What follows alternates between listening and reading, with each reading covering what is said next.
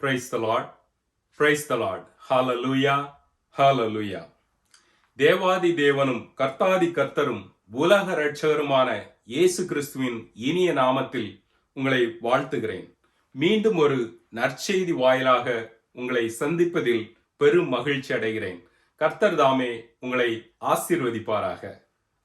எங்கே என் பெயரில் 2-3 பேர் கூடியிருக்கிறார்களோ அவர்கள் மத்தியிலே நான் இருக்கிறேன் என்ற நல்ல ஆண்டவரே, உம்மை நாங்கள் துதிக்கிறோம் சுவாமி. இந்த நல்ல நேரத்திலும் எங்கள் மத்தியிலே நீர் வந்திருக்கின்றபடியாய் உம்மை நாங்கள் துதிக்கிறோம் ஆண்டவரே. உம்மை ஸ்துதிக்கிறோம் அப்பா. நல்ல தேவனை உம்மை ஸ்துதிக்கிறோம் அப்பா. நம்முடைய தேவன் நம்மை பாதுகாக்கின்ற நல்ல தேவனாய் இருக்கிறார். ஏசாயாவின் புத்தகம் அதிகாரம் 41 இறைவசனம் 10 இப்படியாக சொல்லுகிறது: நீ பயப்படாதே, நான் உன்னுடனே இருக்கிறேன். திகையாதே, நான் உன் தேவன். நான் உன்னை பலப்படுத்தி உனக்கு சகாயம் பண்ணுவேன். என் நீதியின் வலது கரத்தினால் உன்னை தாங்குவேன். ஆமேன். அல்லேலூயா. ஆம் தேவனுடைய பிள்ளைகளே, நீங்கள் பயப்பட வேண்டிய தேவையில்லை. கர்த்தாதி கர்த்தர் விண்ணை மண்ணை படைத்த தேவன் உங்களோட இருக்கிறேன் என்று சொல்லுகிறார். ஆகையினாலே நீங்கள் தேய்த்திட வேண்டாம். உங்களை பலப்படுத்தி உங்களுக்கு சகாயம் பண்ணுவேன் என்று அவர் வாக்கு தத்தம் கொடுக்கிறார். அவர் தன்னுடைய நீதியின் வலது கரத்தினால் உன்னை தாங்குவேன் என்று ஆண்டவர் நமக்கு வாக்கு கொடுக்கிறார். மேலும் ஏசாயாவின் புத்தகம் அதிகாரம் 49 இறைவசனம் 16 இவ்வாறு சொல்லுகிறது: இதோ என் உள்ளங்கைகளில் உன்னை வரைந்திருக்கிறேன், உன் மதில்கள் எப்போதும் என் முன் இருக்கிறது. ஆமேன். அல்லேலூயா. ஆம் தேவனுடைய பிள்ளைகளே, உங்கள் ஒவ்வொருவரையும் தேவாதி தேவன் தன்னுடைய உள்ளங்கைகளிலே வரைந்திருக்கிறேன் என்று சொல்லுகிறார். அவருடைய உள்ளங்கைகளிலே அவர் வரைந்திருக்கிறபடியினாலே நாம் அவருடைய கண்களுக்கு முன்பாக எப்போதுமே இருக்கிறோம். அவர் நம்மை பாதுகாக்கிறவர். நம்மை பாதுகாக்கிற தேவன் கண் அயர்வதும் இல்லை, உறங்குவதும் இல்லை. அவர் நம்மை என்றென்றும் பாதுகாக்கிறார். இந்த நல்ல தேவனை இந்த நல்ல நேரத்திலே நாம் பாடி துதித்திடுவோம். ஆமேன். துதித்து பாடிட பாத்திரமே, துங்கவன் இயேசுவின் நாமமதே. துதித்து பாடிட பாத்திரமே, துங்கவன் இயேசுவின் நாமமதே. துதிகளின் மத்தியில் வாசம் செய்யும் தூயனை நேயமாய் ஸ்தோத்தரிப்போமே. அற்புதமே அவர் நடத்துதலே, ஆனந்தமே பரமானந்தமே. நன்றியால் உள்ளமே மிக பொங்கிடுதே. நாம் அல்லேலூயா துதி சாற்றிடுவோம். கடந்த நாட்களில் கண்மணி போல் கருத்துடன் நம்மை காத்தாரே. கர்த்தரையே நம்பி ஜீவித்திட கிருபையும் ஈந்ததால் ஸ்தோத்தரிப்போமே. அற்புதமே அவர் நடத்துதலே, ஆனந்தமே பரமானந்தமே. நன்றியால் உள்ளமே மிக பொங்கிடுதே.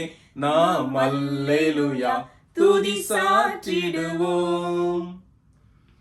அக்கினி ஊடாய் நடந்தாலும், ஆழியில் தண்ணீரை கடந்தாலும், சோதனையோ மிக பெருகினாலும், ஜெயம் நமக்கீந்ததால் ஸ்தோத்தரிப்போமே. அற்புதமே அவர் நடத்துதலே, ஆனந்தமே பரமானந்தமே. நன்றியால் உள்ளமே மிக பொங்கிடுதே. நாம் அல்லேலூயா துதி சாற்றிடுவோம்.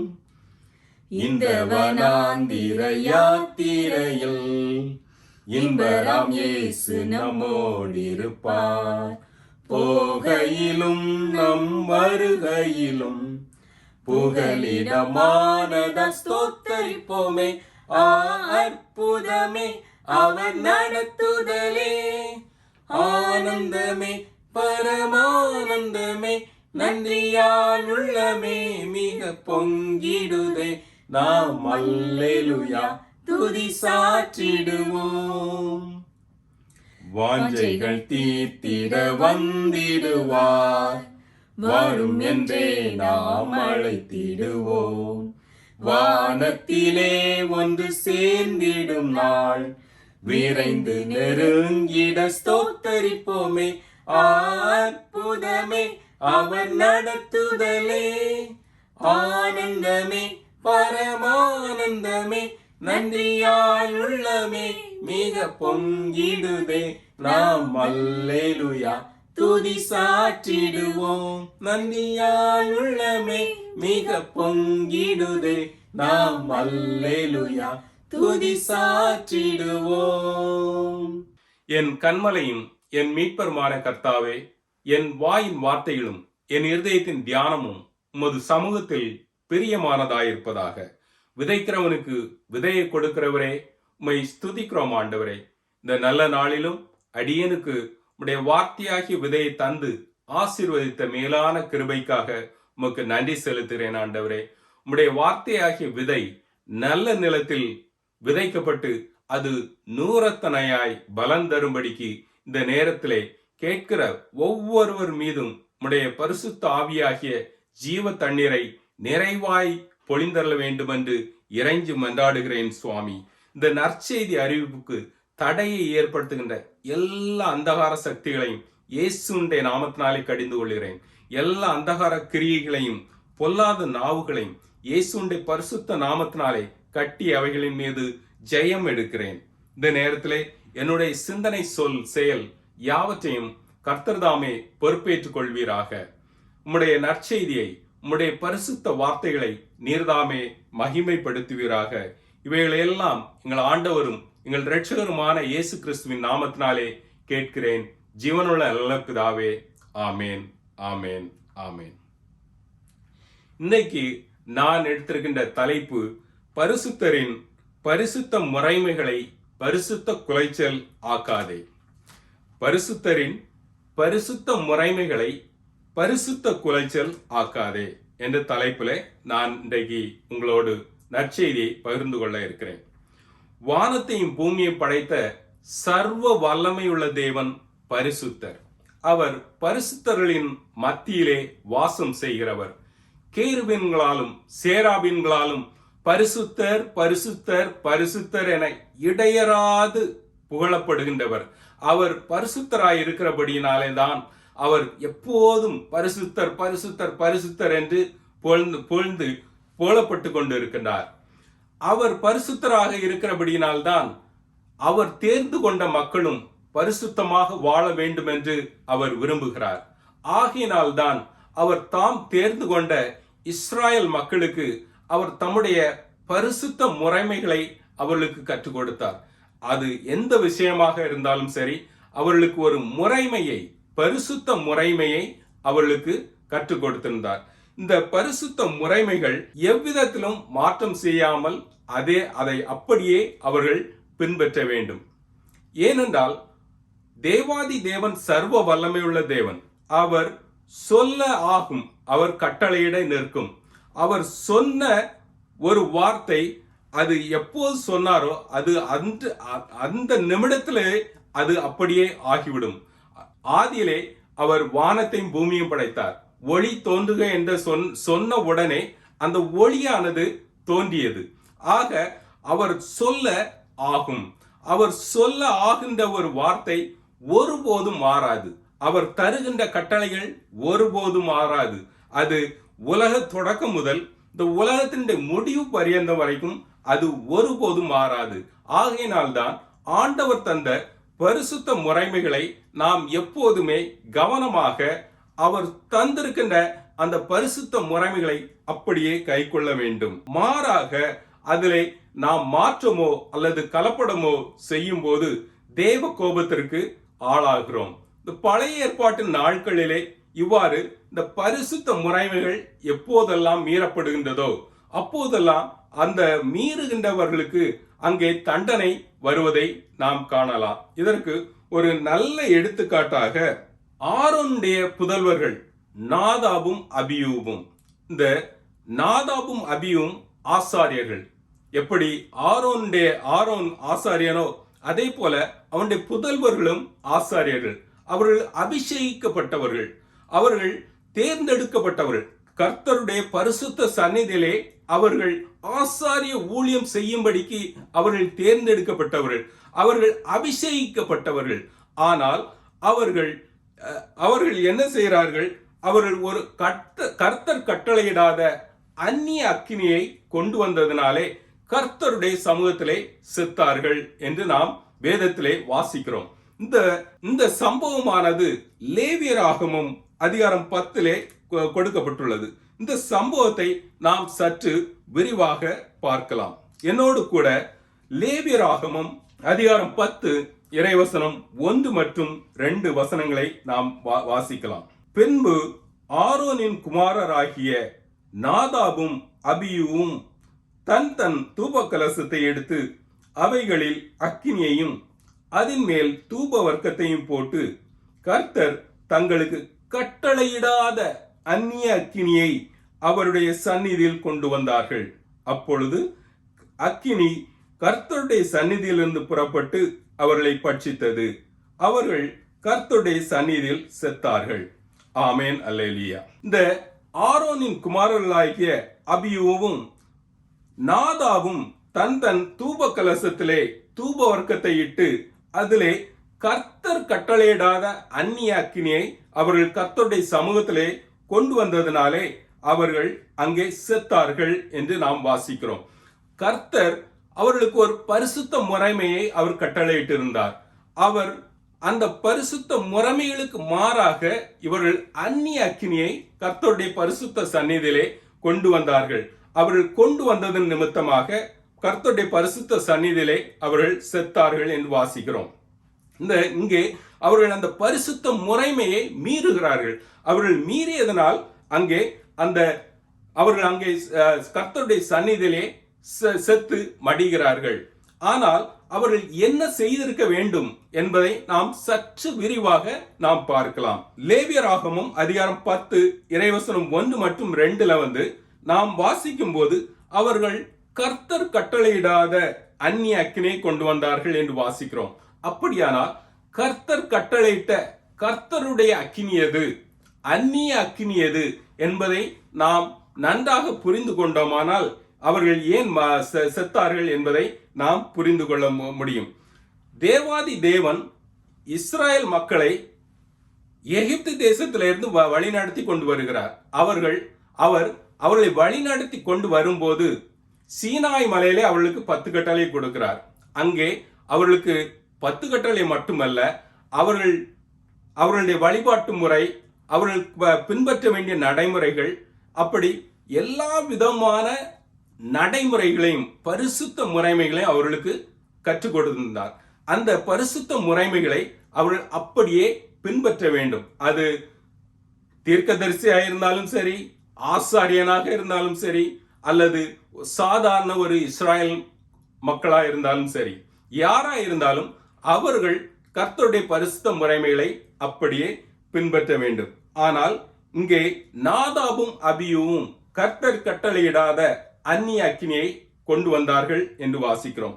அப்படியானால் கர்த்தர் கட்டளையிட்ட கர்த்தருடைய அக்கினி எது என்பதை நாம் முதலில் புரிந்து கொள்ள வேண்டும். இந்த லேவியராகமம் அதிகாரம் 10 இறைவசனம் 2 நாம் இன்னொருக்கா வாசிக்கலாம். அப்பொழுது அக்கினி கர்த்தருடைய சந்நிதியிலிருந்து புறப்பட்டு அவர்களை பட்சித்தது. இங்கே நாம் கர்த்தருடைய சந்நிதியிலிருந்து அக்கினி புறப்பட்டு என்று வாசிக்கிறோம். அக்கினி கர்த்தருடைய சந்நிதியிலிருந்து புறப்பட்டு என்று வாசிக்கிறோம். ஆக கர்த்தருடைய சந்நிதியிலிருந்து புறப்பட்ட எந்த அக்கினியும் கர்த்தருடைய அக்கினி. கர்த்தருடைய சமூகத்திலிருந்து புறப்படாத எந்த அக்கினியும் அந்நிய அக்கினி. இதைத்தான் நாம் தெளிவாக புரிந்து கொள்ள வேண்டும். இதை இன்னும் ஆழமாக புரிந்து கொள்ள வேண்டும் என்றால், கர்மேல் பர்வதத்திலே எலியா தீர்க்கதரிசி 400 பாகால் தீர்க்கதரிசிகளுக்கு முன்பாக கர்த்தருடைய அக்கினியை வானத்திலிருந்து இறக்கி அவர்களுக்கு முன்பாக கர்த்தரே தேவன் என்பதை அவர்களுக்கு முன்பாக நிரூபிக்கிறார். அந்த பாகால் தீர்க்கதரிசிகளுக்கு முன்பாகவும் இஸ்ராயல் மக்களுக்கு முன்பாகவும் கர்த்தரே மெய்யான தேவன் என்பதை அங்கே அவர்களுக்கு நிரூபிக்கிறார். இந்த சம்பவம் 1 ராஜாக்கள் அதிகாரம் 18 இறைவசனம் 37 மற்றும் 38 39 வசனங்களை நாம் வாசிக்கலாம். கர்த்தாவே, நீர் தேவனாகிய கர்த்தர் என்றும் தேவரீர் தங்கள் இருதயத்தை மறுபடியும் திருப்பினீர் என்றும் இந்த ஜனங்கள் அறியும்படிக்கு என்னை கேட்டருளும் என்றான். அப்பொழுது கர்த்தரிடத்தில் இருந்து அக்கினி இறங்கி அந்த சர்வாங்க தகன பலியையும் விறகுகளையும் கற்களையும் மண்ணையும் பட்சித்து வாய்க்காலில் இருந்த தண்ணீரையும் நக்கி போட்டது. ஜனங்கள் எல்லோரும் இதை கண்டபோது முகங்குப்புற விழுந்து கர்த்தரே தெய்வம் என்றார்கள். ஆமென், அல்லேலூயா. இந்த சம்பவம் கர்மேல் பர்வதத்துல நடக்கிறது. அங்கே எலியா தீர்க்கதரிசி இந்த 400 பாகால் தீர்க்கதரிசிகளுக்கு முன்பாக கர்த்தரே மெய்யான தேவன் என்பதற்காக அவர் வானத்திலிருந்து அக்கினியை இறக்கி அந்த தகன பலிகளை எல்லாம் அது சுட்டரித்தது என்று நாம் வாசிக்கிறோம். இங்கே இந்த அக்கினி வானத்திலிருந்து இறங்கியது என்று நாம் வாசிக்கிறோம். இந்த அக்கினி பரிசுத்த அக்கினி, இது தேவனுடைய பரிசுத்த அக்கினி. இது போலவே இன்னொன்றையும் நாம் பார்க்கலாம். சாலமோன் மன்னன் எருசலேம் தேவாலயத்தை கட்டி அதை பிரதிஷ்டை பண்ணின போது அவன் ஜெபம் பண்ணி முடித்த உடனே வானத்திலிருந்து அக்கினி இறங்கி அது பலிபீடத்தில் உள்ள பலி பொருட்களை எல்லாம் பட்சித்தது என்று நாம் வாசிக்கிறோம். இது 2 நாளாகமும் அதிகாரம் 7 இறைவசனம் 1 பார்க்கலாம். சாலமோன் ஜெபம் பண்ணி முடிக்கிற போது அக்கினி வானத்திலிருந்து இறங்கி சர்வாங்க தகன பலியையும் மற்ற பலிகளையும் பட்சித்தது. கர்த்தருடைய மகிமையும் ஆலயத்தை நிரப்பிற்று. ஆமேன், அல்லேலூயா. அப்போ இங்கே சாலமோன் ஜெபம் பண்ணி முடிக்கிற போது அக்கினி வானத்திலிருந்து இறங்கி என்று வாசிக்கிறோம். அப்போ அந்த வானத்திலிருந்து இறங்கின அக்கினி கர்த்தருடைய அக்கினி. இப்போ உங்களுக்கு கர்த்தருடைய அக்கினி என்பது என்ன என்பது உங்களுக்கு தெளிவாக புரிந்திருக்கும். இப்போ நாதாபும் அபியூவும் இந்த கர்த்தருடைய அக்கினியை தான் அவர்கள் பயன்படுத்தியிருக்க வேண்டும். இப்போ அவங்க எகிப்து தேசத்திலிருந்து அந்த இஸ்ரேலர்கள் எல்லாம் நடந்து வருகிறார்கள். மோசே அவர்களை வழிநடத்தி வருகிறார். அவர்கள் சீனாய் மலையிலே ஆண்டவர் அவர்களுக்கு 10 கற்பனைகளை கொடுக்கிறார். அந்த சமயத்திலே ஆண்டவர் அங்கே ஆசாரிப்பு கூடாரம் எப்படி இருக்க வேண்டும் என்று ஒரு அமைப்பை அவருக்கு கொடுக்கிறார். அந்த அமைப்பின்படி அவர் செய்ய கவனமாயிருக்கும்படி ஆண்டவர் அறிவுறுத்துவதை நாம் வேதத்திலே வாசிக்கலாம். கர்த்தர் காட்டின அந்த மாதிரியின்படி ஆசாரிப்பு கூடாரம் அமைக்கப்பட்டது. அந்த ஆசாரிப்பு கூடாரம் அமைக்கப்பட்டு அந்த ஆசாரிப்பு கூடாரத்திலே ஆரோனும் அவனுடைய புதல்வர்களும் தங்களுடைய பணியை ஆசாரியர்களாக தொடங்கி அன்று கர்த்தருடைய சமூகத்திலிருந்து அக்கினி இறங்கி எப்படி சாலமோன் தேவாலயத்தை கட்டி அதை பிரதிஷ்டை பண்ணிய போது வானத்திலிருந்து அக்கினி இறங்கியதோ அதே போல முதல் முறையாக அந்த ஆசாரிப்பு கூடாரம் அமைக்கப்பட்டு அவர்கள் அந்த குருத்துவ பணியை ஆசாரிப்பு பணியை அவர்கள் செய்ய தொடங்கிய அன்று அக்கினி வானத்திலிருந்து இறங்கி அந்த பலி பொருட்களை எல்லாம் பட்சித்தது என்று வாசிக்கிறோம். இதை லேவியராகமம் அதிகாரம் 9 இறைவசனம் 24 வாசிக்கலாம். லேவியராகமம் அதிகாரம் 9 இறைவசனம் 24. அந்தியும் கர்த்தருடைய சந்நிதியிலிருந்து அக்கினி புறப்பட்டு பலிபீடத்தின் மேல் இருந்த சர்வாங்க தகன பலியையும் கொழுப்பையும் எரித்து விட்டது. ஜனங்கள் எல்லோரும் அதை கண்டபோது ஆரவரித்து முகங்குப்புற விழுந்தார்கள். ஆமேன், அல்லேலூயா. இந்த சம்பவம் இங்கேயும் கர்த்தருடைய சந்நிதியிலிருந்து அக்கினி புறப்பட்டு பலிபீடத்தின் மேல் இருந்த சர்வாங்க தகன பலியையும் கொழுப்பையும் எரித்து விட்டது என்று வாசிக்கிறோம். இதுதான் முதல் முறையாக வானத்திலிருந்து அக்கினி இறங்கி அந்த தகன பலிகளை எல்லாம் பட்சித்த ஒரு நிகழ்வு. இது அந்த ஆசாரிப்பு கூடாரம் அமைக்கப்பட்டு ஆரோனும் அவனுடைய புதல்வர்களும் ஆசாரியர்களாக பிரதிஷ்டை செய்யப்பட்ட அன்று அந்த கர்த்தருடைய அக்கினி வானத்திலிருந்து இறங்கி அந்த பலிபொருட்களை பட்சித்தது. இந்த அக்கினி பரிசுத்த அக்கினி. இந்த பரிசுத்த அக்கினியை தான் அவர்கள் அந்த ஆசாரிப்பு கூடாரத்தில் தேவைப்படும் போது அவர்கள் அதை பயன்படுத்திக் கொள்ள வேண்டும். அது ஒரு நாள் தான் அந்த ஆண்டவருடைய கர்த்தருடைய அக்கினி வானத்திலிருந்து இறங்கியது. ஆனால் அந்த அக்கினியை அவர்கள் அணையாமல் பாதுகாக்க வேண்டும். அணையாமல் பாதுகாத்து அதனை ஆசாரிப்பு கூடார பணிகளுக்கெல்லாம் அவர்கள் பயன்படுத்திக் கொள்ள வேண்டும். இதுதான் நடைமுறை. என்னோடு லேவியராகமம் அதிகாரம் 6 இறைவசனம் 13 நம்ம வாசிக்கலாம். லேவியராகமம் அதிகாரம் 6 இறைவசனம் 13. பலிபீடத்தின் மேல் அக்கினி எப்பொழுதும் எரிந்து கொண்டிருக்க வேண்டும், அது ஒரு பொழுதும் அவிந்து போகலாகாது. ஆமென், அல்லேலூயா. அப்போ அந்த முதல் முறையாக வானத்திலிருந்து இறங்கிய அந்த அக்கினியானது எப்பொழுதும் அது அவங்க அந்த ஆசாரியர்கள் விறகு போட்டுட்டே இருக்கணும். விறகு போட்டு அது அணையாம அது பாதுகாக்கப்பட வேண்டும். அப்படி பாதுகாக்கப்பட்ட பரிசுத்த அக்கினியை தான் அவர்கள் ஆசாரிப்பு கூடாரத்தில் உள்ள எல்லா பணிகளுக்கும் அவர்கள் பயன்படுத்த வேண்டும். இந்த அக்கினியை தான் நாதாபும் அபியூவும் பயன்படுத்தியிருக்க வேண்டும். மாறாக அவர்கள் அந்நிய அக்கினியை கொண்டு வந்தார்கள் என்று வாசிக்கிறோம். அத்தோடு இந்த தூப கலசத்திலே அவர்கள் அக்கினியை நிரப்பும் போது அது அந்த பலிபீடத்துல உள்ள அக்கினியை தான் எடுத்து அதை தான் நிரப்ப வேண்டும். அதுதான் பரிசுத்த அக்கினி.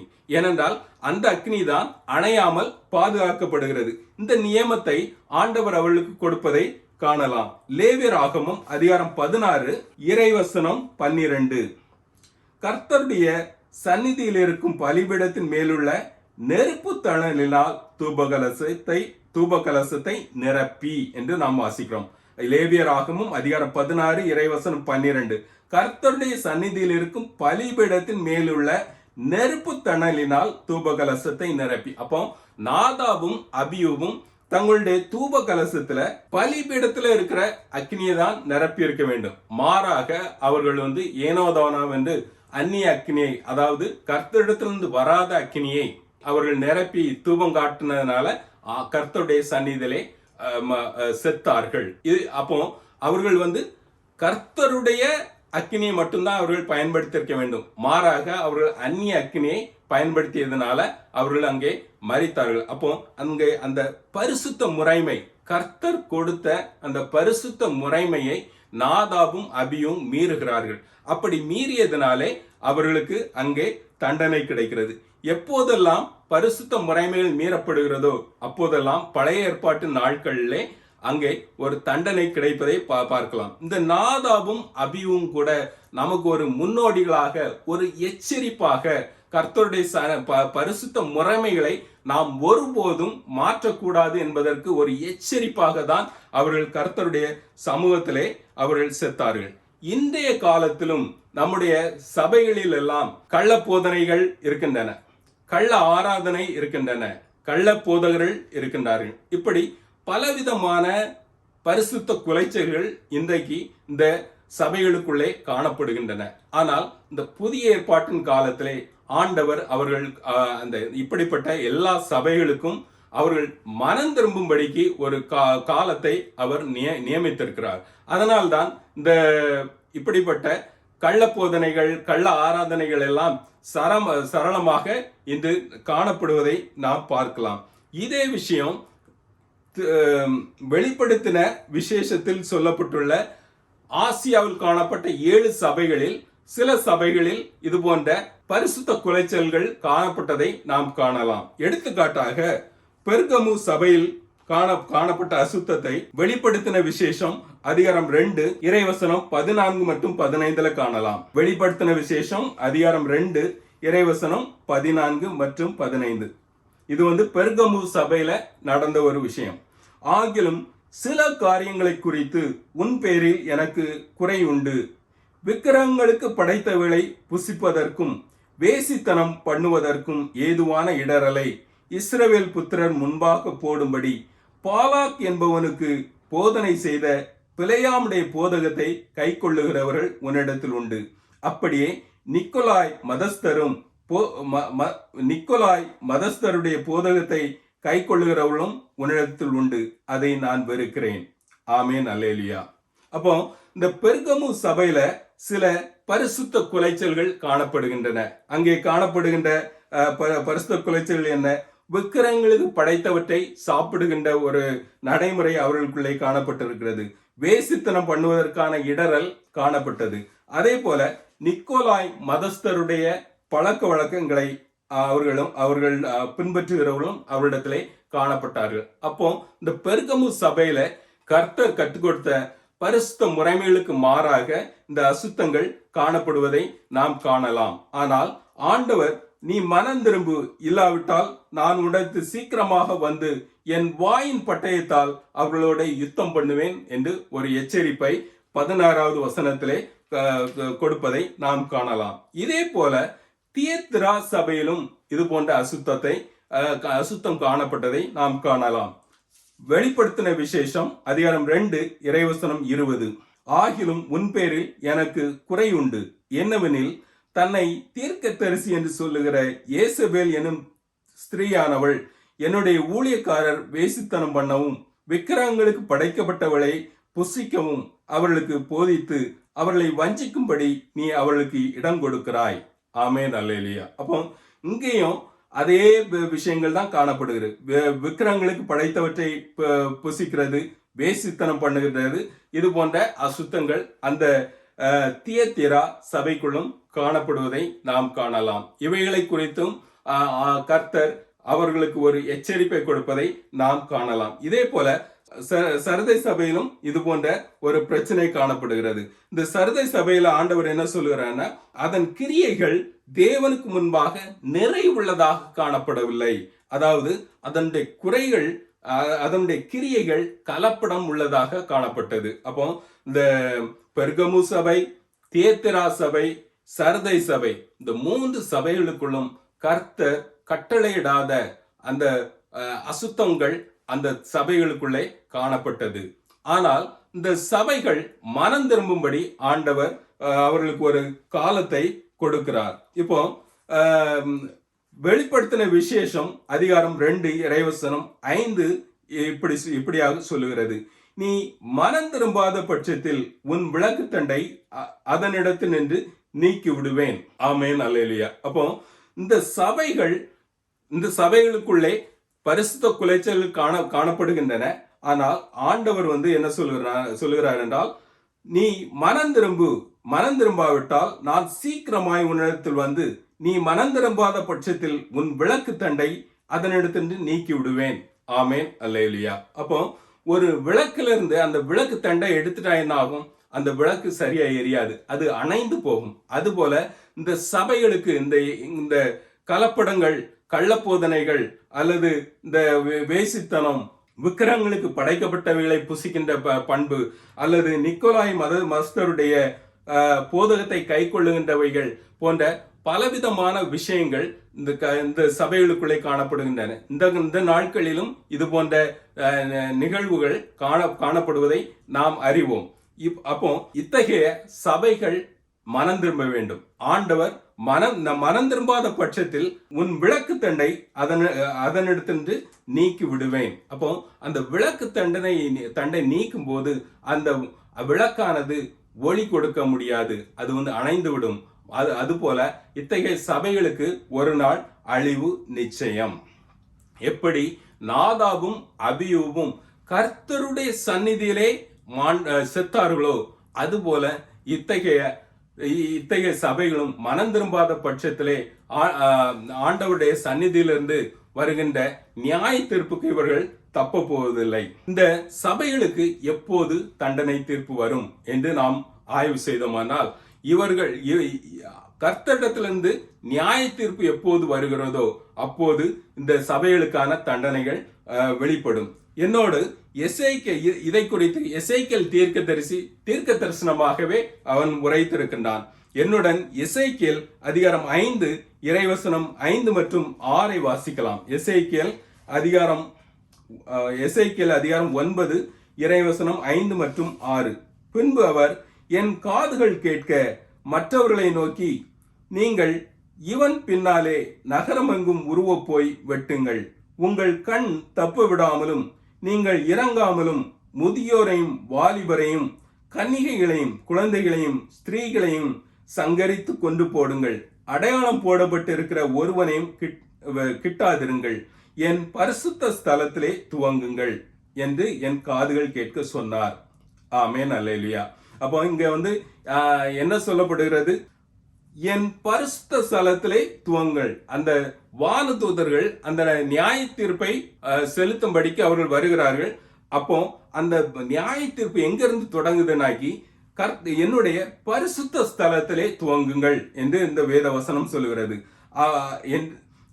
இந்த வசனத்தை இன்னொருக்க வாசிக்கிறேன். முதியோரையும் வாலிபரையும் கன்னிகைகளையும் குழந்தைகளையும் ஸ்திரீகளையும் சங்கரித்து கொண்டு போடுங்கள். அடையாளம் போடப்பட்டிருக்கிற ஒருவனையும் கிட்டாதிருங்கள். என் பரிசுத்த ஸ்தலத்திலே துவங்குங்கள் என்று என் காதுகள் கேட்க சொன்னார். அப்பொழுது அவர்கள் ஆலயத்துக்கு முன்னே இருந்த மூப்பரிடத்தில் துவக்கம் பண்ணினார்கள். ஆமென், அல்லேலூயா. அந்த நியாய தீர்ப்பானது கர்த்தருடைய சமூகத்திலிருந்து தான் துவங்குகிறது. அப்போ இந்த இன்றைய நாட்களிலே காணப்படுகின்ற கள்ள போதனைகள் உள்ள சபைகள் எல்லாம் ஆண்டவருடைய நியாய தீர்ப்பு வருகின்ற நாட்களிலே அவைகள் நிச்சயமாகவே அழிக்கப்படும். ஆனால் அவைகள் இத்தகைய தண்டனையிலிருந்து தப்ப வேண்டும் என்றால் இத்தகைய சபைகள் நிச்சயமாகவே மனம் திரும்ப வேண்டும். கர்த்தராகிய இயேசு இரக்கமும் மனதுருக்கமும் உடையவர். பெர்கமு, தியத்திரா, சர்தை போன்ற சபைகளில் சிலைகளுக்கு படைக்கப்பட்ட உணவு, வேசித்தனம், நிக்கோலாய் மதஸ்தருடைய பழக்க வழக்கங்கள் இவைகள் அனைத்தும் காணப்பட்டாலும் கூட கர்த்தராகிய இயேசு இந்த சபைகள் மனம் மாறவே விரும்புகின்றார். ஏனெனில் ஒரு மனுஷனுடைய அழிவிலும் கூட தேவாதி தேவன் மகிழ்ச்சி அடைகிற தேவன் அல்ல. ஆகையால் தான் அவர் தன்னுடைய ஒரே பேரான குமாரனாகிய இயேசு கிறிஸ்துவை இந்த உலகத்திற்கு அனுப்பி வைத்தார். ஏன் அவரை அனுப்பி வைத்தார்? அவர் மூலமாக இந்த உலகம் ரட்சிப்பு அடைவதற்காகவே அவர் தம்முடைய ஒரே பேரான மகனை இந்த உலகிற்கு அனுப்பி வைத்தார். என்னோடு யோவான் எழுதிய நற்செய்தி அதிகாரம் 3 இறைவசனம் 16, 17, 18 வாசிக்கலாம். தேவன் தம்முடைய ஒரே பேரான குமாரனை விசுவசிக்கிறவன் எவனோ அவன் கெட்டு போகாமல் நித்திய ஜீவனை அடையும்படிக்கு அவரை தந்தருளி இவ்வளவாய் உலகத்தில் அன்பு கூர்ந்தார். உலகத்தை ஆக்கினைக்குள்ளாக தீர்க்கும்படி தேவன் தம்முடைய குமாரனை உலகத்திற்கு அனுப்பாமல் அவராலே உலகம் ரட்சிக்கப்படுவதற்காகவே அவரை அனுப்பினார். அவரை விசுவசிக்கிறவன் ஆக்கினைக்குள்ளாக தீர்க்கப்படான். ஆமேன், அல்லேலூயா. இங்கே நாம் மிக கவனமாக பார்க்க வேண்டிய ஒரு விஷயம் என்ன என்றால், அவராலே உலகம் ரட்சிக்கப்படுவதற்காகவே அவரை அனுப்பினார். மனம் திரும்பி அவரை விசுவசிக்கிற ஒருவனும் ஆக்கினைக்குள்ளாக தீர்க்கப்படான்.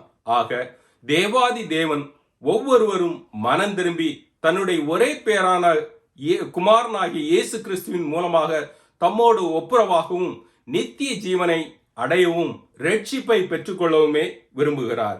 ஆகையினால் இந்த இரக்கத்தை நாம் பெறவும் அவருடைய கிருபைகளை நாம் அடையவும் தைரியமாய், மிக தைரியமாய் கிருபாசன தண்டையில் சேரக்கடவோம். கர்த்தராகிய இயேசு கிறிஸ்து நம்முடைய பாவங்களை மன்னிக்க வல்லவர். அவர் நம்முடைய பாவங்களை மன்னித்து கிழக்குக்கும் மேற்குக்கும் எவ்வளவு தொலைவோ அவ்வளவு தொலைவு அவர் நம்முடைய பாவங்களை தூக்கி எறிந்து விடுகிறவர். நம்முடைய பாவங்களை முதுகுக்கு பின்னால் தூக்கி எறிந்து விடுகின்ற நல்ல தேவன் நமக்கு இருக்கிறார். அவர் நம்முடைய பாவங்களை மீண்டும் ஒருபோதும் நினைவு கொள்ள மாட்டார். ஆகையினாலே நாம் மனம் திரும்புதலோடு, உண்மையான மனம் திரும்புதலோடு கிறிஸ்து அண்டைக்கு நாம் சேரக்கடவோம். சபைகளானாலும் சரி, சபை தலைவர்களானாலும் சரி, விசுவாசிகளானாலும் சரி, மனம் திரும்பி இயேசு அண்டைக்கு திரும்பி வர வேண்டும். இதனையே தேவாதி தேவன் விரும்புகிறார். ஆக நாம் விசுவசித்து ஒரு மனம் திரும்புதலோடு அவருடைய பரிசுத்த முறைமைகளை நாம் பரிசுத்தமாக கை கொள்ள வேண்டும். நாம் இன்று அவருடைய பரிசுத்த முறைமைகளை பரிசுத்தமாக கை கொள்வோம் என்று ஒரு உறுதியான பிரதிஜையோடு இயேசு அண்டையில் சேரக்கடவோம். ஆமேன், அல்லேலூயா. இப்போது நாம் ஜெபிக்கலாம். அன்பான தகப்பனே, இந்த நல்ல நேரத்திற்காக உமக்கு நன்றி செலுத்துகிறேன் சுவாமி. இன்றைய நற்செய்தி வாயிலாக கர்த்தருடைய பரிசுத்த அக்கினியையும் அந்நிய அக்கினியையும் பற்றி எங்களுக்கு நீர் கற்று தந்தீர் ஆண்டவரே. அதற்காக உமக்கு நன்றி செலுத்துகிறேன் சுவாமி. ஆசியாவில் காணப்பட்ட சபைகளில் காணப்பட்ட அசுத்தங்கள் கள்ள போதனைகள் குறித்த எச்சரிக்கை தந்தீர். அதற்காக உமக்கு நன்றி செலுத்துறோம் ஆண்டவரே. இந்த நேரத்திலே இந்த நற்செய்தியை கேட்கும் ஒவ்வொருவருடைய குற்றங்களையும் குறைகளையும் மீறுதல்களையும் பாவங்களையும் உமது மிகுந்த இரக்கங்களின் நிமித்தம் உமது பரிசுத்த நாமத்தின் நிமித்தம் மன்னித்தருளும் சுவாமி. இச்செய்தியை கேட்கும் எல்லோருடைய பாவங்களுக்கும் பரிகாரமாக கல்வாரி சிலுவையில் இயேசு சிந்திய பரிசுத்த இரத்தத்தை பரிகார பலியாக ஒப்பு கொடுக்கிறோம் சுவாமி. ஒவ்வொருவரையும் மன்னித்து ஏற்றுக்கொள்வீராக. எல்லா அசுத்தங்களையும் உம்முடைய பரிசுத்த அக்கினியினாலே, பரலோக அக்கினியினாலே சுட்டரித்து நிர்மூலப்படுத்துவீராக. கேட்கிற ஒவ்வொருவருடைய நோய்களையும் குணப்படுத்துவீராக. பலவீனங்கள், அவற்றை கொண்டு வருகின்ற நோய்கள், பலவீனங்கள், இவற்றை கொண்டு வருகின்ற எல்லா அசுத்த ஆவிகளையும் இயேசு நாமத்தினாலே கடிந்து அவைகளை நரக பாதாளத்திற்கு செல்லும்படிக்கு நான் இயேசுடைய நாமத்தினாலே கட்டளையிடுகிறேன். உம்முடைய பரிசுத்த ஆவினாலே ஒவ்வொருவரையும் நிறைத்து ஆசீர்வதிப்பீராக. உம்முடைய செட்டைகளின் மறைவிலே மறைத்து ஒவ்வொருவரையும் ஆபத்துக்கும் துன்பங்களுக்கும் விலக்கி பாதுகாப்பீராக. ஒவ்வொருவரையும் சுகமாய் வாழச் செய்வீராக. இவைகளெல்லாம் எங்கள் ஆண்டவரும் எங்கள் இரட்சகருமான இயேசு கிறிஸ்துவின் நாமத்தினாலே கேட்கிறோம் ஜீவனுள்ள நல்ல பிதாவே. ஆமேன், ஆமேன், ஆமேன். God bless you all.